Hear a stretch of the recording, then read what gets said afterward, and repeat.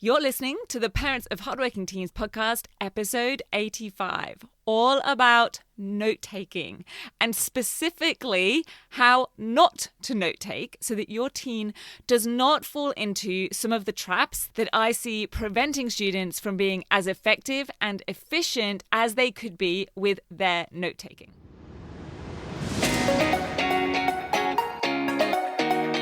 I'm Katie Jones, and with over 15 years in education as an award-winning high school teacher, international external examiner, and as a study coach, I've helped thousands of students skyrocket their results and confidence. And this podcast is where I share all my insights, tactics, and tips with you, the parent, so you can help your hardworking teen get happy, smart, and successful in their study, and have you both enjoy the journey along the way. This is the Parents of Hardworking Teens podcast. Hey VIPs, how are you? I hope you and your teen are doing great.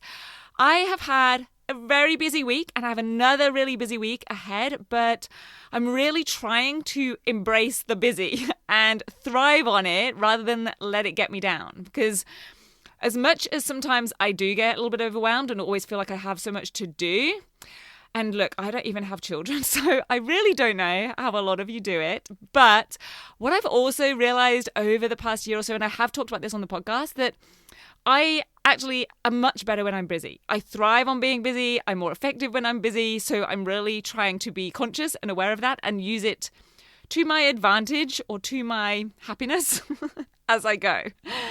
Like yesterday, I actually had what I would call a perfect Tetris day. You know, when you slot all of the tasks and all of the times together.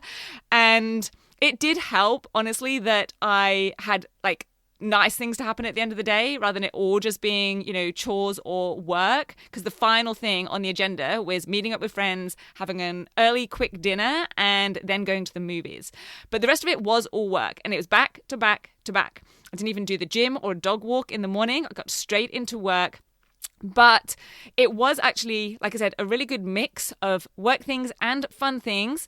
And also it did all slot together and work out really, really well. So that definitely helped. But I had zero break between any parts of it. But I will say I did sleep really well at the end of it last night, which is, I have not been sleeping that well lately and I'm not the greatest sleeper. As you can probably imagine, it's not that hard to imagine that my brain is going a lot of the time.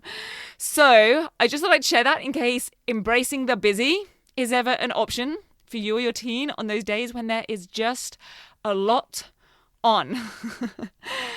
But one of the reasons that I have been busy is because I've been inviting replies from everyone on my email list at the moment. And for all of you who have replied to me in any way, shape or form, a big thank you. And honestly, this is where this episode has come from, because one of the things I got asked quite a few times was about tips on note-taking. For example, Carolyn wrote, if you've not yet covered an episode or a video of summarizing or note-taking strategies, I would be keen to tune into this one. So that's what I'm doing. And honestly, I thought I must have done a podcast episode on note-taking to be able to send them that maybe as a starting point to go listen to. And I checked back through and it turns out, no, I haven't done an episode on note-taking. Now, I do have a whole module on it in the 10-week grade transformation program. And also I've been working with a student on this in coaching recently. So it's probably why I thought I've sort of got it out there more, but that is why I'm doing it this week. So we're going to have an episode all about how you can help your teen become a better note taker. But obviously, it's not very easy to really show and train any kind of note taking on a podcast audio. It's not easy to show or share real examples like I like to do. So here's how I'm going to approach this episode. I'm going to share some of the worst ways I see students taking notes so that you can look out for this with your teen.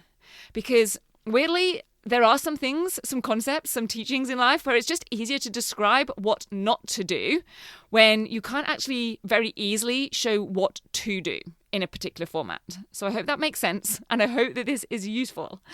So here are the things not to do when note-taking. Okay, the first thing I want to start with here is just copying out. Producing pages and pages of notes, which often feels productive. Your teen might feel pretty accomplished for having them. It's almost like a badge of honor to have all those pages of written notes in your own handwriting. But it's not really doing anything except moving words or diagrams from one piece of paper or screen maybe to another. In fact, let's start there for a second. This is actually going to be my number one thing. There is definitely copying out as my number one thing, and this is my other number one thing. If I can have two number ones, this is what they are. The other thing is do not type out your notes. I see students typing out notes and I cringe. Unless your teen has a diagnosed or specific medical or physical reason why typing needs to happen instead of handwriting, then that is a way not to note take. Now, many students, this is what I hear them say, they say that typing is faster and easier. And here's what I say. Those are the exact reasons why it's not a good idea to do it that way. Because easy means it's not really doing anything. I've had a podcast episode on this. I can't think of the number right now. But I'll put it in the show notes, where if it's not difficult, it's not doing anything. If we lift easy weights at the gym, we're not getting stronger or fitter. We're just moving weights around. I remember hearing a trainer in a gym I went to years ago who was actually taking a PT session for, it was a younger guy, maybe a teenage boy, who actually wanted to do the opposite. He wanted to be lifting the big heavy weights. And the trainer was trying to explain, I was just earwigging, as you do. He was trying to explain that good form and technique would actually get him better results than just trying to lift the biggest weights without full range or without good technique. And he literally said, are we trying to build muscle or are we just trying to move some weights around the room? Now, we will get onto the form or the technique of note-taking in a moment, but easier means that our brain isn't having to do very much, and therefore it's not an effective way to learn or process or retain information.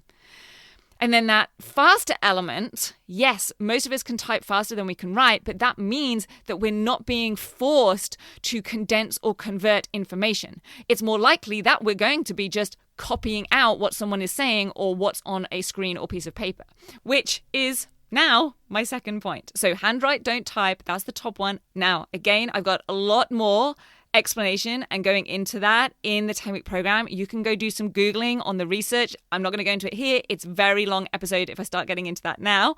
But let's get into that second point of just copying out. That is another thing not to do, because then your teen is not condensing the information.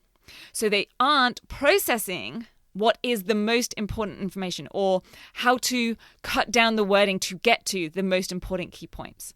And likely that also means it's taking longer than it needs to.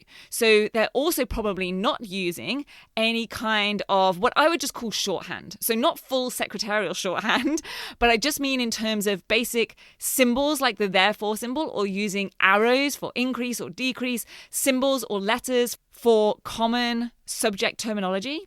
Things that make sure that our brain still knows what it is that we're getting down, but we're doing it in a faster, more efficient way.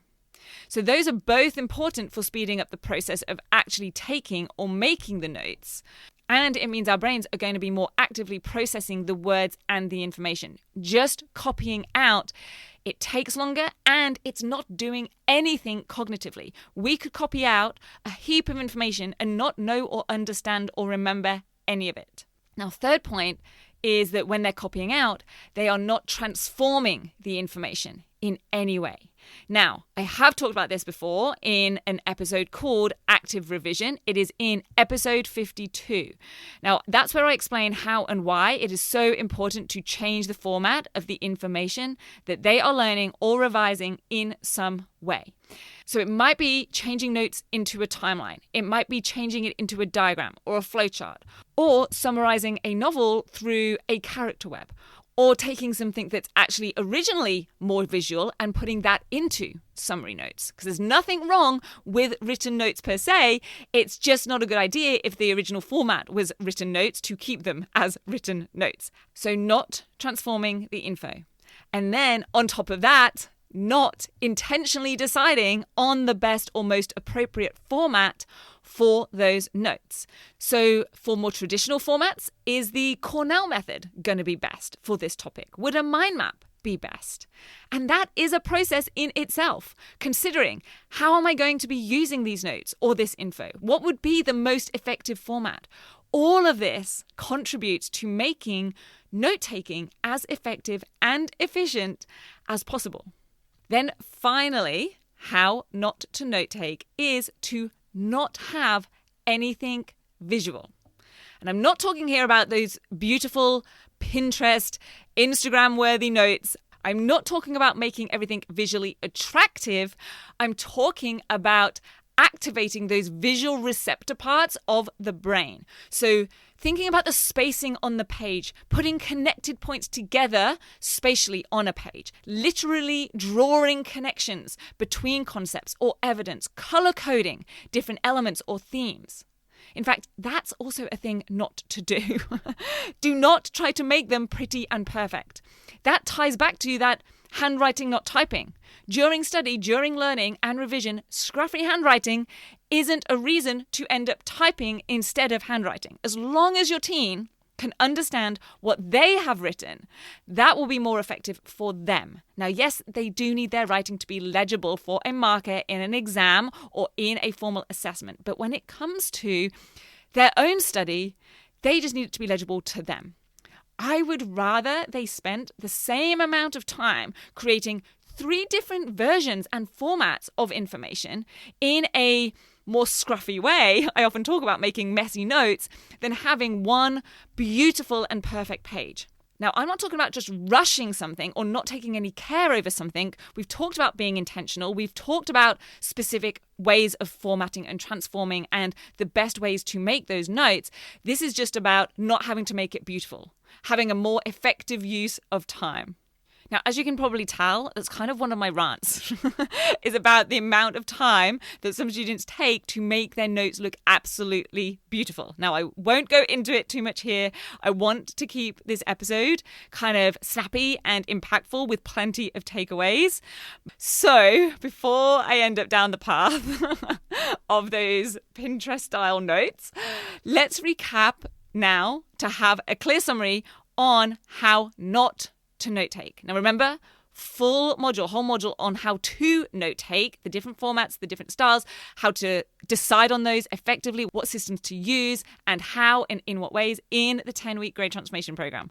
But here on this podcast episode, here is how not to note take, so you can see if any of these things are happening for your teen and then decide if you want to go further with it. So number 1 is typing out notes. It might be faster and easier, and that is not a good thing.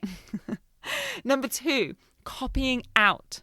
Whether that's writing out full sentences without condensing or using some sort of informal shorthand, or whether it is just copying out a diagram or table as is. So on that note, it's not changing the format, keeping the information in the same format. And I also want students to be intentional about what different format would be most appropriate to the information they're dealing with, to an upcoming task they know they're going to have, or even just how their brain works best, what kind of learner they are. And then finally, number 4, not using visuals. That could be sketches, it could be spacing, connections, color coding. Not using those means that your teen is missing out on ways to process and better memorize the information that they're learning.